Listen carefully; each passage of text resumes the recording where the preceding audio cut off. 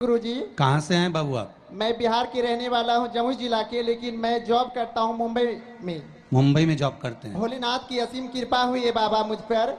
मैं 1 साल से शिव महापुराण की कथा सुनता था और पहले मेरी माँ सुनती थी, तो 2-4 बार मुझे सुनाई, मुझे सुनने के लिए बोली, तो मैं उनकी बात पे ध्यान नहीं दिया। मैं सोचा मैं अपने मोबाइल पे कुछ वीडियो वगैरह गेम वगैरह खेलते रहता था, मैं ध्यान नहीं दिया। जब उन्होंने बहुत मुझे रिक्वेस्ट किया तो मैं सुना, तो मुझे एक ही शिव महापुराण की कथा में 3 घंटे की चर्चा में मैं बस आधे घंटे की सुना, तो मुझे ऐसा भोलेनाथ की रस चढ़ी कि अभी तक वो चढ़ती गई और ऐसी चढ़ी कि मैं जब भी देखता हूँ मोबाइल में अपने, तो शिव महापुराण की कथा भी सुनता।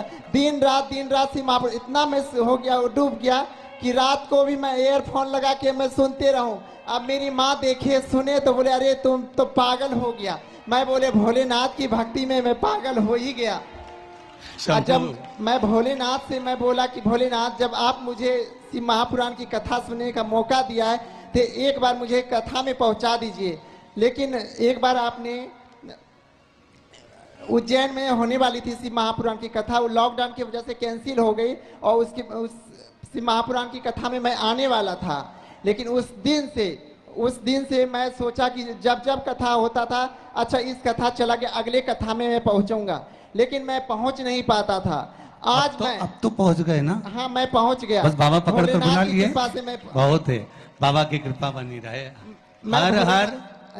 मैं भोलेनाथ से मैं बोला कि भोलेनाथ आप मेरी जगह लेके चलो, मुझे नहीं लेके जाते थे। अब मैं आज नहीं, मैं शनिवार कल ही मैं शिव महापुराण की कथा में पहुंचने वाला था। अब पहले भोलेनाथ से बोल दिया, भोलेनाथ हरिद्वार में कथा होने वाली है। अब मैंने आपको बोल के थक गया है, अब मैं कुछ नहीं बोलूंगा आपको। अब जो जवाब मेरा करने का है मैं सुना देता हूं, आपको जो अमल करने का करने का।